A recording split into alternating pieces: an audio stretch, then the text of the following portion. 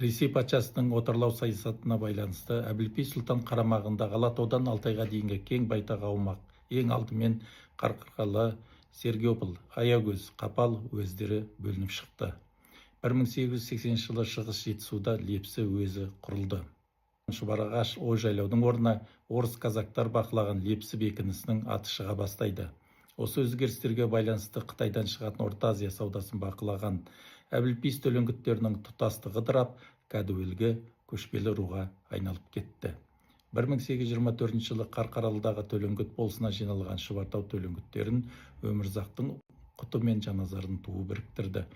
Бірақ Алакөл аумағындағы Уанас қорымы маңында қалған төлеңгіттердің бір бөлігі өз қоныстарынан Шұбартауға көшпеген десек қисынды болады. Өйткені 19 ғасырдың соңында Жетісу облысындағы Лепсі уезіне қарасты Батыс Шынжылы болысында 810 жанға шығатын 135 үй төлеңгіттердің ауылы болды.